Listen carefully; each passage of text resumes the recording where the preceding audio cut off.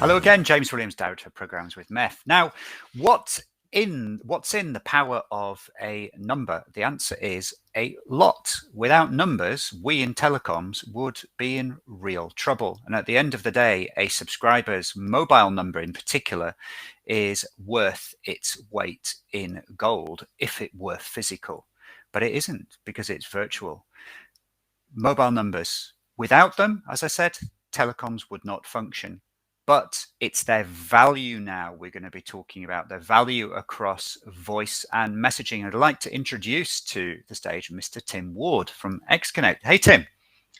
Good morning or good afternoon or wherever you may be. Tim, nice having you, and nice you joining us. And thank you for XConnect support with the event. And again, support from our sponsors allows these sessions to be made available to every single person out there around the world. So, Tim, you are the VP of Sales and Marketing at XConnect. That's right. That's right. Could you give us a little rundown about XConnect? How long you've been around? What you do? Okay, let me start off from there.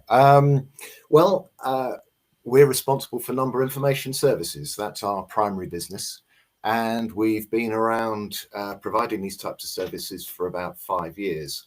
Prior to that, some people may have known XConnect for various other services, but really over this last 5 years, total focus on providing just purely information services, no transport, no termination, no connectivity, just information.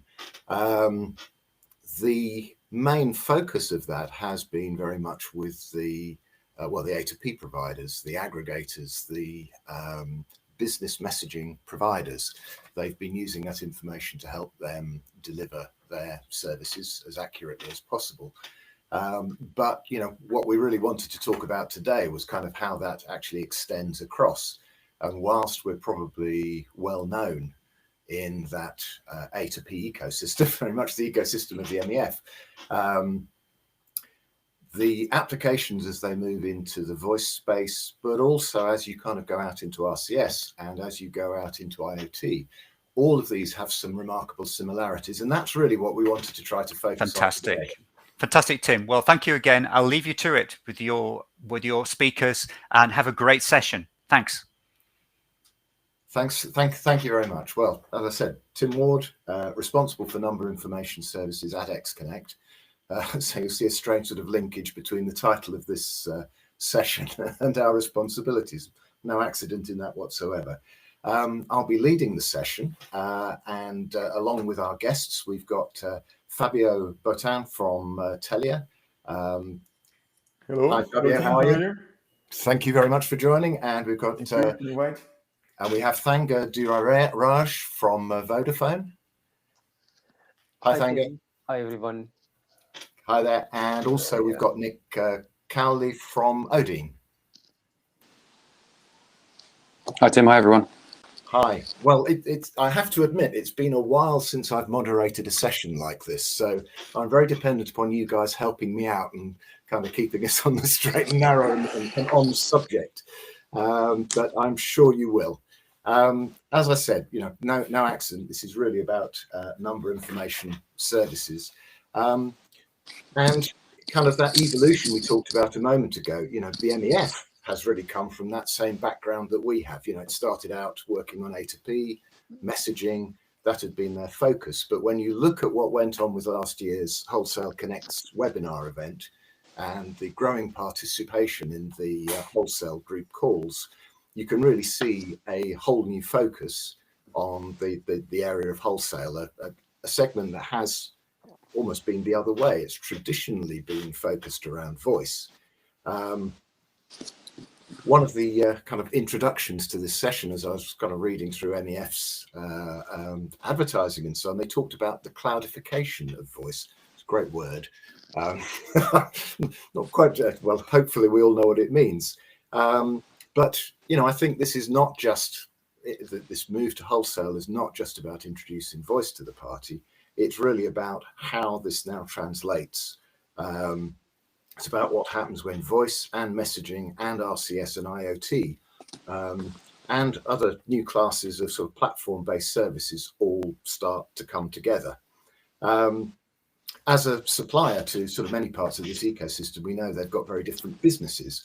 But the strangest thing about it is that they all have very similar requirements for numbering information, even if those particular reasons are really quite different.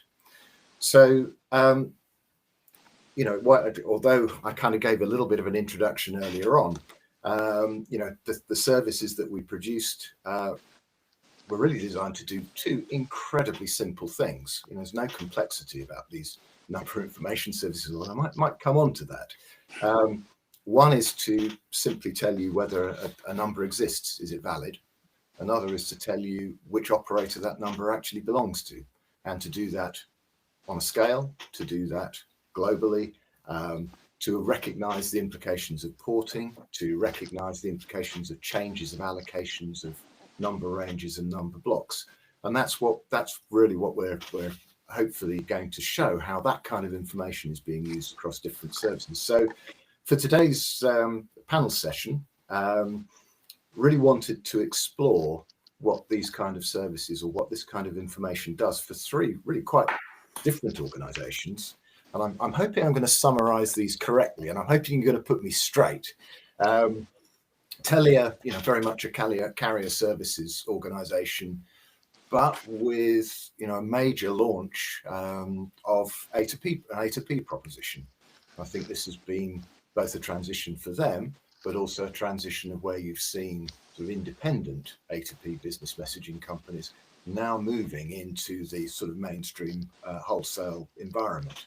We've got Vodafone, and Thangar's responsible for voice wholesale, and again, I'm sure you put me right there, and looking at how a wholesale voice provider is using this kind of information.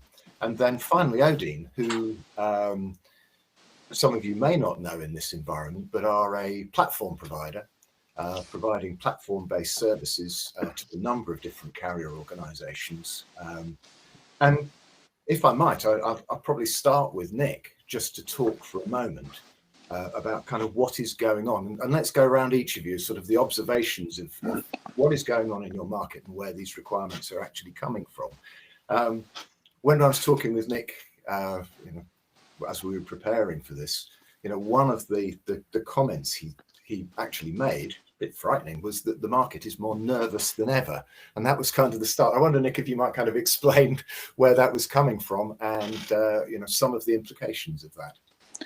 Yeah, thanks, Tim. I think what we're seeing really at the moment across lots of carriers across the world, obviously we're not a carrier, therefore we're dealing with multiple carriers, but they all have very similar requirements in the sense of, with the stir shaken upon us, robocalling mitigation, and number validation services. People are more nervous now of potential fraud, potential risk.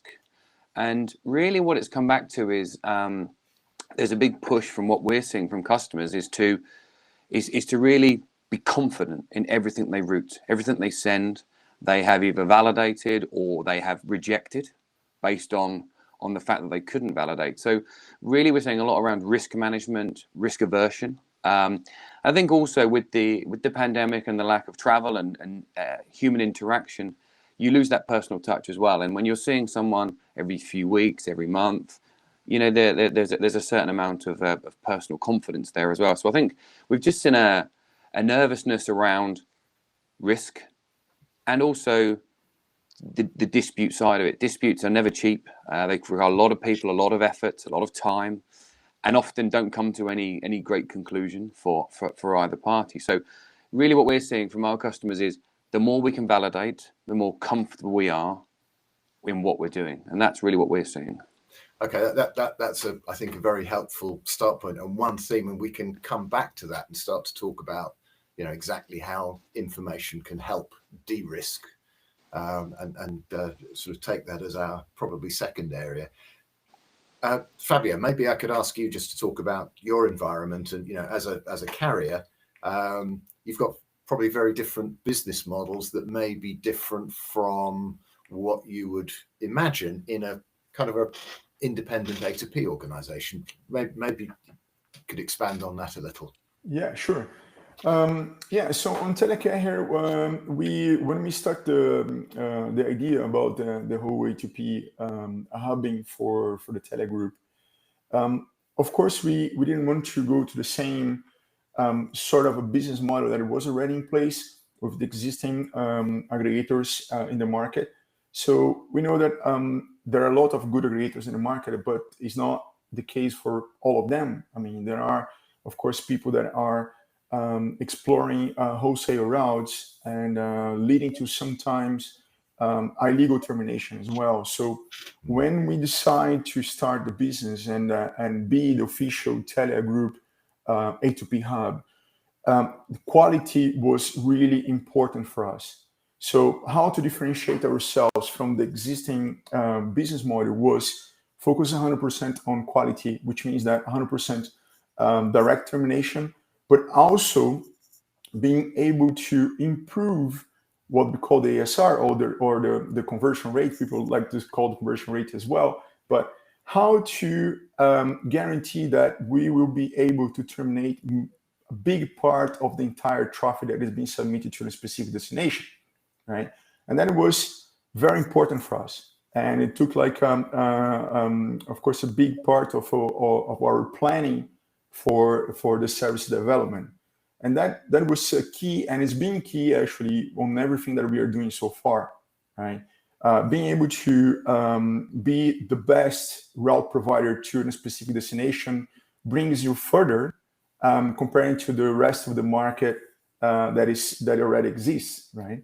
If you cannot be the cheapest, because we know that sometimes cheapest would affect a little bit the quality, we are sure that we are the best. And being the best is what we have put so far in our A2P service offering. I think one of the other things that seems to have come out of this is in achieving that kind of quality. Direct connections, I think, are very important. And oddly, I mean, this was something I talked about yesterday when we were doing the sort of future of wholesale. And I kind of picked out this as a bit of an observation that I was seeing as I was talking to wholesalers in particular. Their focus on having a direct interconnect seemed to be very strong. And I'm guessing that's quality driven more than anything else. Yeah, this is quality driven, but also I think it's a different, as I said, I see it as a different sort of a commercial model, right? Not exploring the wholesale routes, not exploring how to say the lack of visibility, that if I may say that, when you deliver this to a third party, you don't know how this traffic is being treated, right? So the only way that you can guarantee full quality or best quality possible is when you have directs. Having this end-to-end visibility on the routing is very important for us. Okay, so that changed a little bit the commercial model, I would say, right? I mean, all the aggregators, of course, they have their own directs, and you can see they sell it as premium routes or high quality. There are different names for that. We don't have this differentiation because we have only one service offering, which is the direct for our customers. So that's the only way. We are not the biggest, we are not the oldest, but for sure we are one of the best, simply because we're exploring always how would be the best way to terminate the traffic. That's right. What we put in place. So although I'm sort of jumping around a little bit here, Thangaraj, I know in an entirely different environment, in the voice environment, this comment about direct connect seems to be, again, very relevant in there. Although we're talking about two fundamentally different services, the messaging world and the voice world, but this requirement of direct to drive quality seems to be a requirement in both. I don't know if you want to comment about that, if any observations there. Right. Yeah, absolutely, Tim. I think I've got direct. Possibly it is one of the today's mantra. I think because the wholesale, the way how we used to work through the multiple transit and aggregators is probably diminishing as we continue to actually work much closer to your own retail customers, because one of the main reasons it's happening because you have the customer base who you're addressing is changing, because you or mostly it is coming from an enterprise or the customer who really want to actually have the best quality, because most of the calls are not just like a standalone international call. They work in collaboratively with a different type of applications. So the expectation of the service, the customers, is actually they would like to have exactly the same type of quality of services. I think that becomes it's possible only when you do the direct, because then you don't have to worry about any potential degradation of the call transiting through the inferior networks. So I love this factor that you've got two very different services, two very different environments, but they end up having a very similar requirement. And I think maybe that's a feature of this wholesale world, in that shift, as opposed to kind of that step-by-step routing that had been going on for many years, and that true distinction between kind of the retail and the wholesale hub, or whatever you want, and then multiple hubs involved in a transit. That seems to be a big change to the characteristics of the wholesale world, in just saying, no, we actually do need that direct connection. So maybe Thangaraj should come back to some of the things that we had spoken about specifically to your environment, and almost the charging models also being something that are really that are going through significant change at the moment, and particularly the proliferation of things like origin-based rating, which kind of totally alien to the messaging world, but very much a feature of the voice world now. Right. Yeah, I think what's more interesting is, until few years ago, when you talk about wholesale, I wouldn't call the word wholesale. It is a carrier voice transit network. So when you're a transit network, all you have to worry about it is a B number. As long as A number follows some certain logics and then also standards, then you don't really so much worry about the A number. You just worry about the B number, who it belongs to, and what is the best way to reach. So this is where the portability and all other things came into the play, so that you need to be aware of exactly where you are delivering the call by looking at the number.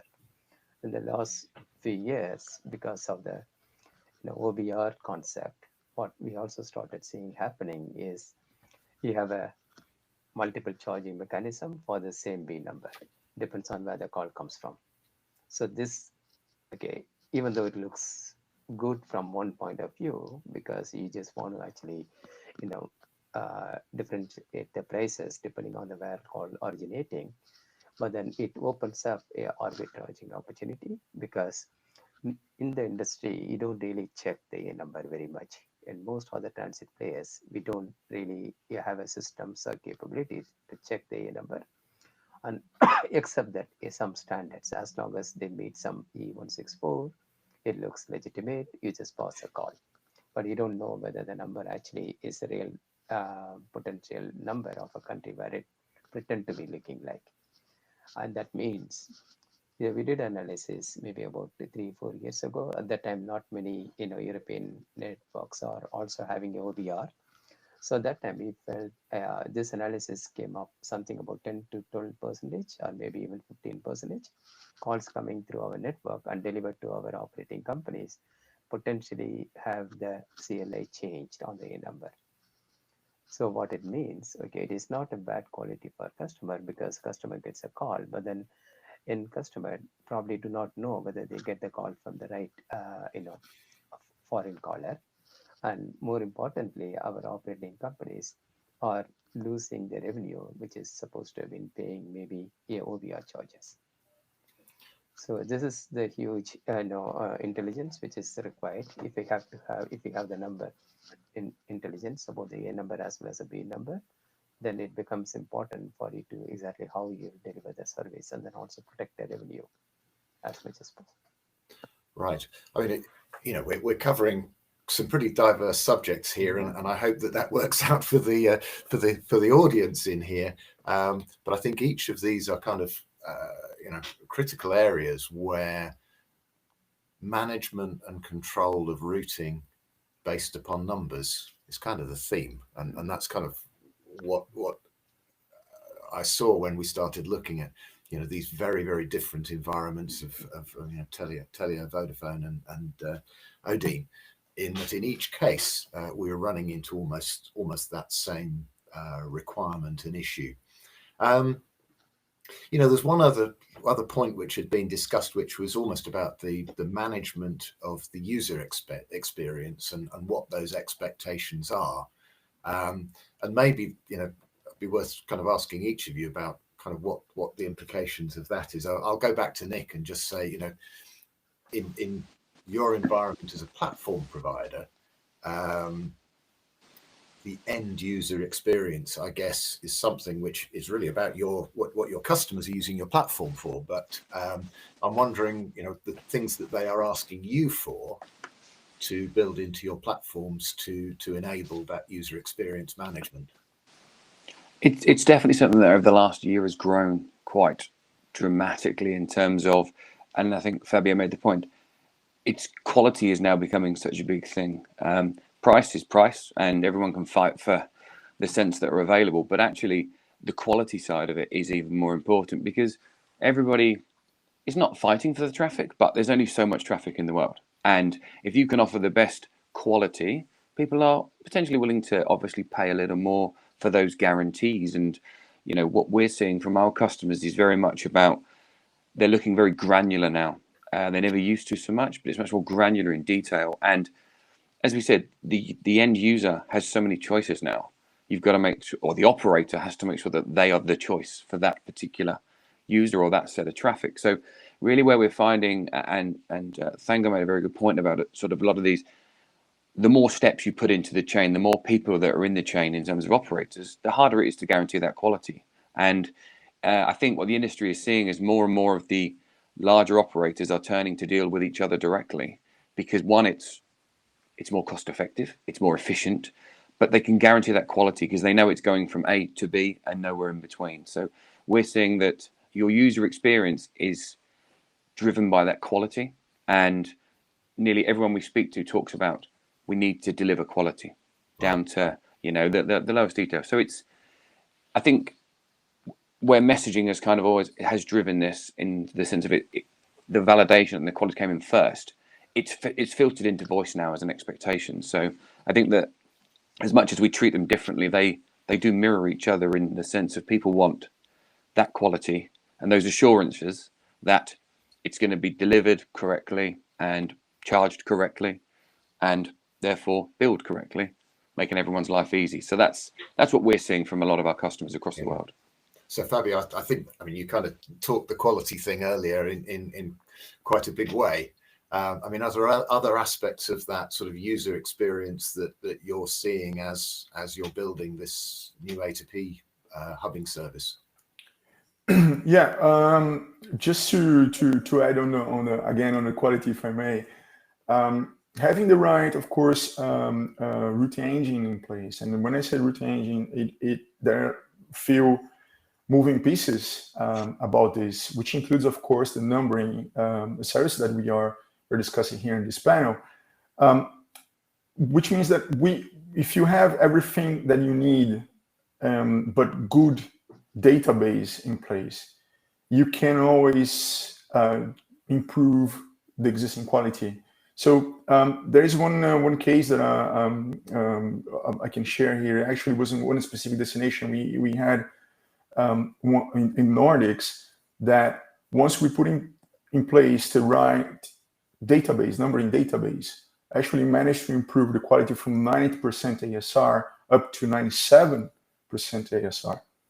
What this means? It means that not only better user experience for the subscribers, because they are the ones, of course, requesting for these activation codes, or I mean, they need this service. That's why the message, the A2P is there, but also for our direct customers. And these customers can be either enterprise world, but also some aggregators out there selling this destination behind the Telia hub.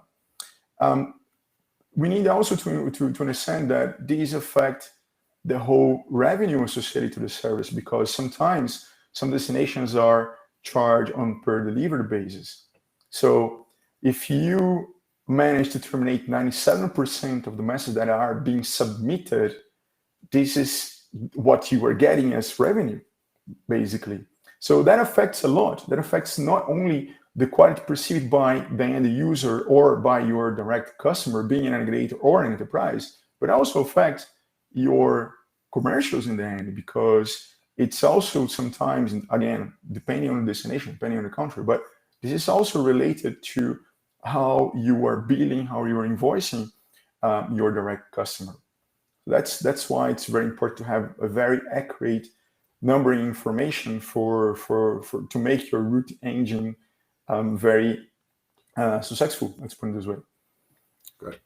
That sounds like a great sort of explanation of just why this is so important. Thangaraj, I don't know if you wanted to say any more about this kind of user experience aspect. Yeah, no, I think it's a very simple from the voice point of view. Right? Together, I mean, a couple of things which actually is the reason why we decided to use the numbers in our voice network is one. Vodafone is one of the largest platform player in the world for the high definition voice.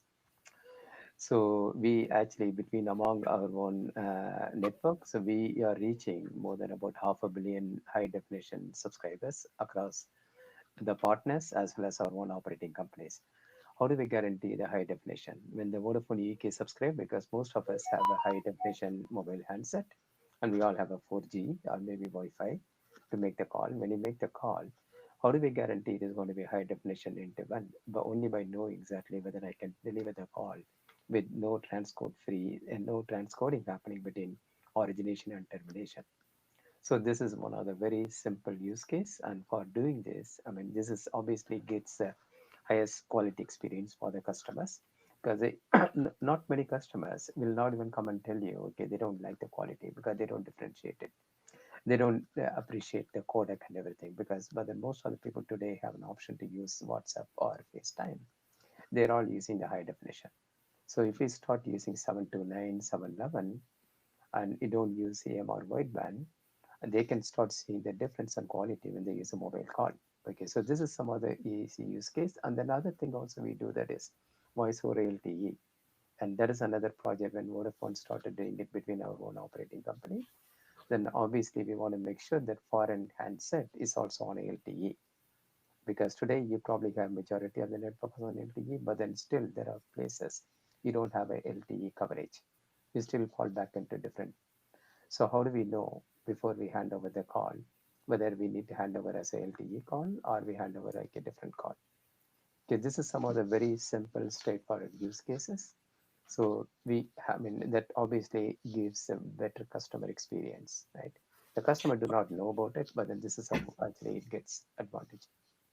Now that's very helpful. I think that's a tremendous example of how exactly the same information which is being used to improve the sort of the ASR and the delivery success rate in messaging has exactly the same implications in voice, where you're looking at ensuring you can provide a high quality path end to end.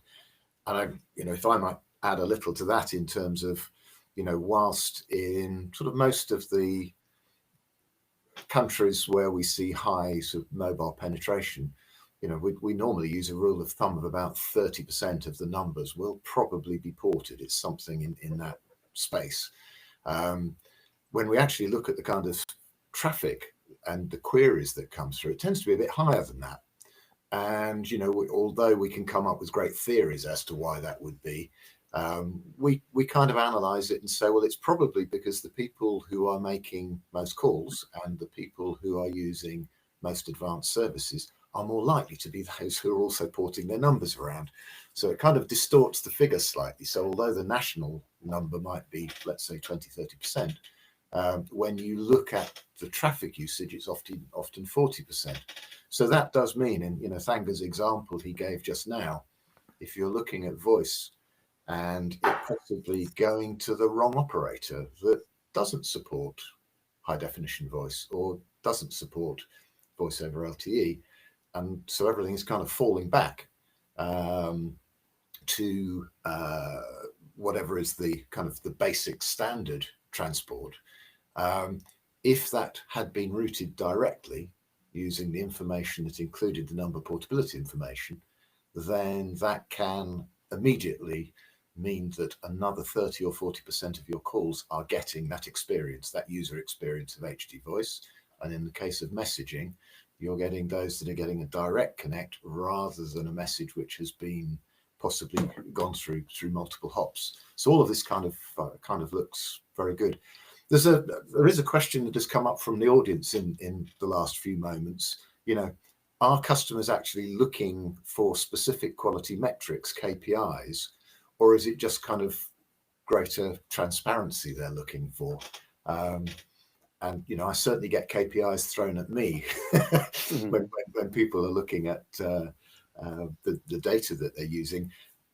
Nick, can I throw that one at you first and just see if, you know, from a platform point of view, is that the kind of thing you're being asked to report on KPIs, or is it just I want it better? I think it's a combination of the two, but mainly it's better.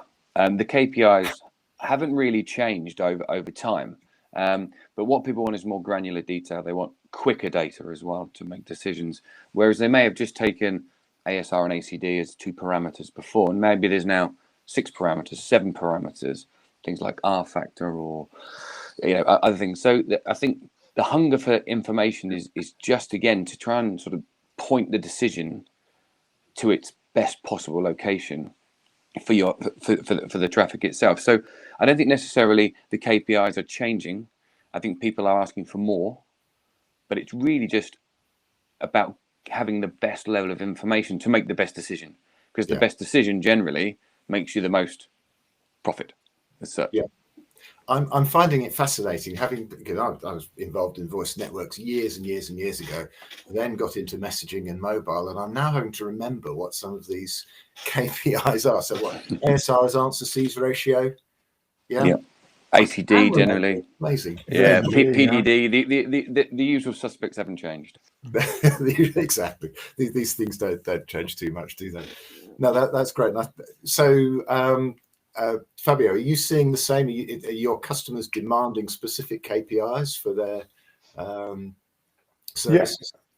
So my customers, they well, because on the messaging side, they have their own ways to calculate the KPIs. Enterprise, we have a different sort of a KPI. OTTs, of course, they have their own conversion rate. Aggregators, they will be more like on a very simplistic ASR or delivery ratio. But I agree with Nick. I mean, I think what is changing is how you define quality, right? The amount of data that you will associate in order to define what will be the best for the traffic. This is where it's been changing.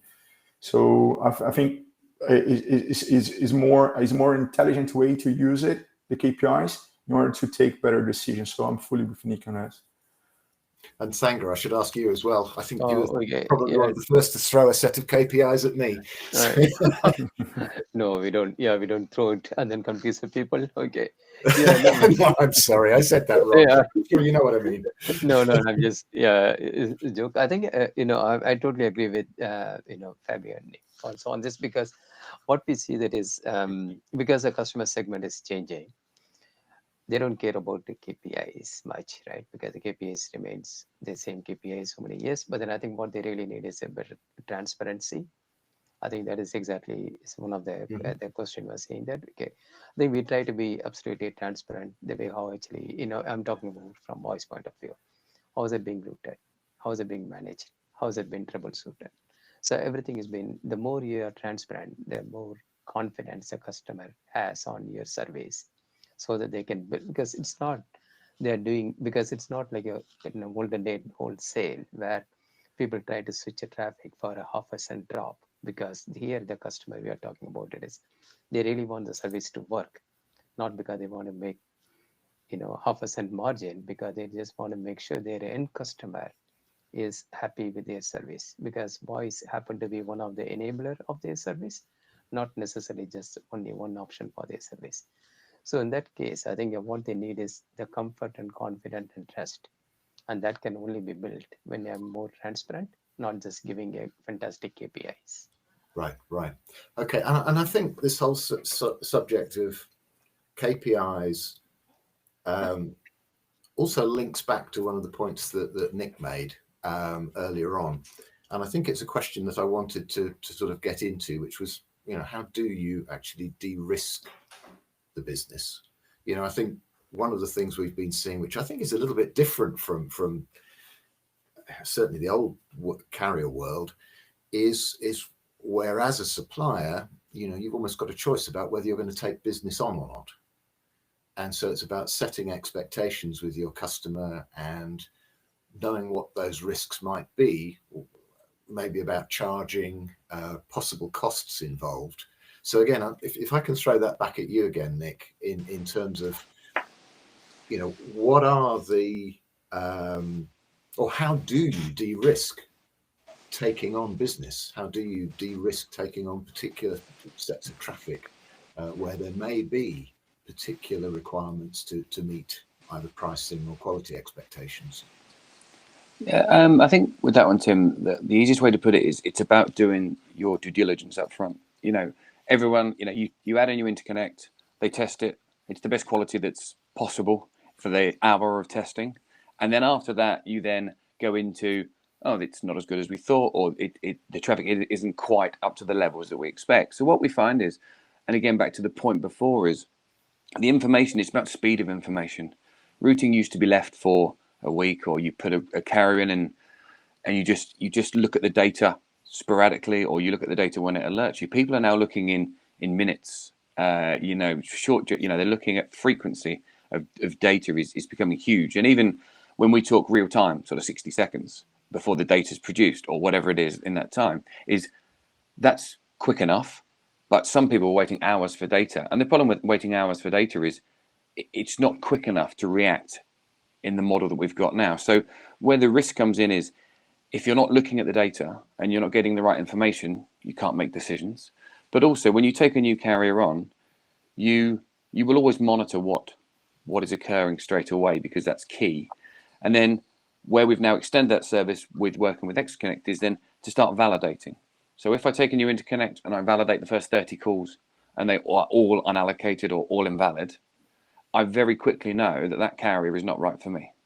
I can then take an instant action rather than an action in a week or two's time. So what we're seeing very much is the validation process is leading to confidence to say, okay, straight away, I know whether or not you're the right carrier for me and my customers, because that carrier affects your customers, or that supplier, so and customers. So really, it's about, for us, it's the frequency of data, it's what they do with the data, but it's also saying, okay, I can almost reduce my risk straight away by validating a service from a supplier or a customer.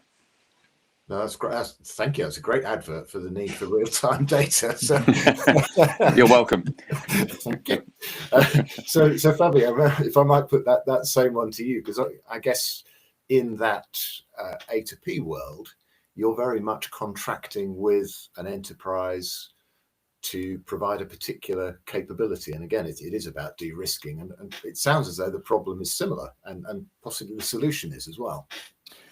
Yeah, so I would say that for us, there are two aspects quite important, of course, and that leads to the routing side, which means that being able to identify the correct number and terminate to the correct carrier, to the correct MNO, basically, this is part of the risk. Again, because for example, I may use a specific operator in the country where I have one fee for on-net termination, but a completely different fee for off-net termination, right?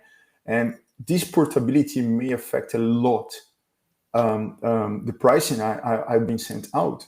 So if I'm not in position to have a good database to understand what are the numbers that are on net and off net, which will affect my costs by maybe 3 times, then it's a big risk for me, right? So I need to be sure to put in place a correct routing, analyzing, of course, the B number, and send to the specific destination, either send to the right destination or dropping the message when this is not part of my service offering. So that's a part of the risk. Another important point for us is actually, I think was something that Nick was mentioning before, was about security. We use a lot number information to improve security for our special projects. So we do have some special projects in the telecarrier side, which is about helping mobile operator to monetize better the messaging services. When we see, for example, fraud-related cases, so we analyze, of course, every time numbers that are related to fraud, that are generating fraud. Not only the global title being used to terminate a message, but also what was the origination number being used to terminate the message. So the A number, right? By analyzing, so we are able to identify the originator of the message and also block in a more effective way, either on the platform level, or messaging platform level, or on SMS firewall level. So having this access to this information, being able to qualify the number, is also part of the de-risk process on telecarrier side. That again, very, very helpful, and I think great insight to how almost exactly the same information is getting used in two fundamentally different ways, but it's achieving the same thing of kind of de-risking the business and making sure you've maintained control. So I must kind of throw that at you as well, Thanga, in terms of I think you talked a lot about sort of the origin-based rating and those kind of implications.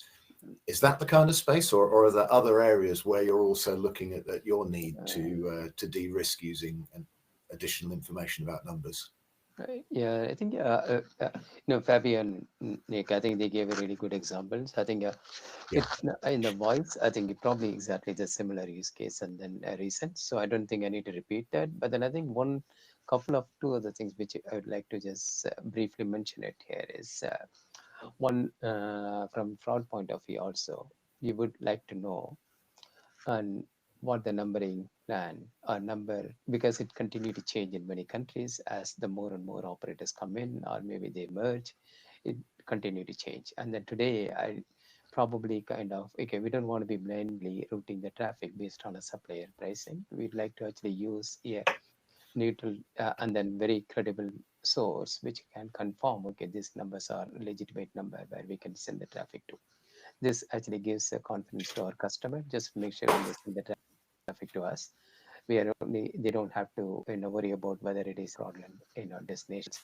And then similarly on the A number also, this exactly we spoke about it, why this is important for us to know whether the incoming number, it pretend to be looking like a Germany number, is it really a German number, is it really a Ghana number. I think that from this point of view also, I think it becomes very, very critical for us to manage a business optimally. That again, very, very helpful, I think. One last subject. We're getting towards the end of the time, and there's probably a couple of other things to cover, but in a lot of the A2P discussions, there's always the issue of grey routes. I mean, there's always that question, and I think we've mentioned fraud on a couple of occasions throughout here. Is this information helping you find those non-legitimate routes that you're really trying to weed out of? Well, I'm assuming you're trying to weed out of your networks. That's the right thing. Fabio, maybe you could comment on that. Absolutely, yes. And this is very, very important, actually, specifically when we talk about the gray routes over SS7. So part of the analysis and how you qualify a gray route, let's say, it's to identify the global title that is generating the message, right? And identifying this global title, knowing, specifically from which network is coming from, or to whom belongs that specific number. It's a point where is the decision point where you would say, okay, we will allow this traffic or we're not allowing this traffic. It can also be helpful to identify the systems, actually, to help the systems to identify and classify a A2P or a P2P international traffic. Yeah. So it's I would say even part of the basics of security for us, right?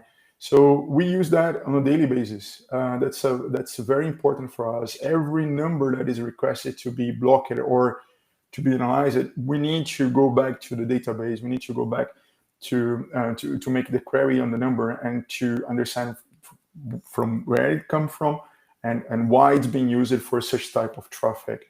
Once we have this information, we have enough data on our hands to take the decision on what to do with the traffic, either block or allow, or put it even in quarantine if needed, right? So it's really, really important. That again, I think that's a great example. I don't know if either of you others would like to comment on that, on the grey root issues. Probably less of an issue in the voice world. Yeah. So I'm probably asking completely the wrong question. Yeah. I'm going to do something a little strange. I sort of asked myself the question because I think we've talked a great deal about these different ways in which information about the A number, the B number, does it exist, and who does it belong to? I mean, the simplest two possible questions. And I have to say, working on these services, I don't think I've ever been involved in such a simple Q&A type service. There's usually far more complexity, and it is literally send our service a number, and we will kind of for some within a millisecond tell you exactly where it belongs and whether it's valid or not. The challenging side of this is where you get that information from, and I think that's why you end up with a company like ours sort of sitting in the middle of this. We kind of sit there, and it's our job to get that information from either the number administrators or from the companies that have been put in place to handle that numbering information, or in some countries where there is no such thing, to collect that information from the operators, and recognizing that in every single case, I'll say this the wrong way around, but there's very, very little standardization. So really, a lot of our job is in collecting, then in normalizing. That's where the standardization is just kind of missing. Our job has to be to turn that into a format which is much more easily consumed by each of these types of network, so they don't need to worry about all of those different formats, and to kind of bring that all back together. And that applies to both the basic range information and the number portability information. Not only what exists, but also what doesn't exist. Making sure we know when we see a number that really should never be seen on a network, that you're able to identify that and tell the users of that information the particular nature of that number or that number range, and any concerns over its use. So, we see some where for certain, if, as I think Nick was saying earlier on, if a number has come from a range that doesn't exist, you've got a problem. If traffic is being routed to a range that doesn't exist, that you've got some kind of problem. And now you've got that kind of opportunity, that transparency to make those decisions. Although it's a bit of a sort of marketing-y type phrase, informed decisions seems to be a kind of theme that comes in all of this. I've always enjoyed marketecture. It's a great science in itself, and I think this is one of those phrases that falls into that. But it does very much sum it up. So I don't know if we've just got a few minutes left. I don't know if there are any particular words that each of you, maybe I'll just go through. Fabio, if there's anything you'd just kind of like to add as a little bit of a summary on the back end of this. Yeah, sure. I believe that what was also pretty important for us was to have a unique solution, a simple connectivity to cover all the countries and territories that we need for our services. So that was also a very important thing for Telecare here while connecting to XConnect. So that was very helpful for us. Another thing is, of course, the whole support we get. For example, when dispute cases, I believe that was something that was mentioned by I don't know if it was Thangaraj. Sorry, I don't remember now. But also in disputes, this is quite important for us. We need to trust on the database. That's important. That's really, really important. And having a very accurate database makes a difference for us. Very good. Thank you. And Thanga, maybe any comments from your point that we've maybe missed? Coming back to, I think that this entire session is about the numbers, right? Because I'm actually really, just to add to that comment, Tim, I think this is one of the challenges as I'm in Vodafone now, but then I've been in the carrier industry before. And we always found it really challenging to find a right resource, credible resource, and then also ease of actually accessing that information, number related information. But I think that is some of them is very important, especially when you continue to grow with these complexities. And then the solution, what we actually get, I mean, we are one of our bigger the customers. So I think we are happy with that. And so this is one of them. We would like to see exactly how this can be made much more easily available, when the other challenges keep coming into this market. Very good. Thank you. And Nick, a few closing words? So I would absolutely agree with Thanger and Fabio on those points. I think what people want is a choice. So if you find a number, it's unallocated, it's your choice what you do with it. Whereas before there was no choice. You sent it in good faith, you hoped that it was okay. Now what the numbering service is given is a choice. And with a choice, as you said, it's an informed decision, which is the case. And your risk is what you want it to be. If you validate or don't validate, but you have the service, it's your choice. So what we're finding is people want to be informed, and then they make a decision that is either right for their business by either accepting or rejecting. But previously to this, you didn't have that information. So the numbering services are becoming more and more key, and we'll find different customers will use it globally or per destination or via carrier groups and destinations. But it's that flexibility that I think is key. Is if I know, I can choose. If I don't know, I just have to send. Right. That's great. I really appreciate these summary points. I think we've managed to cover a very wide range today. I hope it's been of great interest to the audience. I really must thank our panel. Tremendous contribution right the way across messaging, across voice, across platforms. Hopefully my contributions have been useful as well in terms of kind of where this data comes from and the kind of information that's made available to people. This has all been, in my mind, about managing quality, about managing risk, about actually having control over what you offer to your customers. And I think that is really where we see number information and its application across this wholesale world and kind of what it is doing for you. So thank you again for all your help today. And Carol, if I might hand back to the MEF. Thank you very much. Thanks, Tim. Cheers, guys. Thank you, guys. Thank you.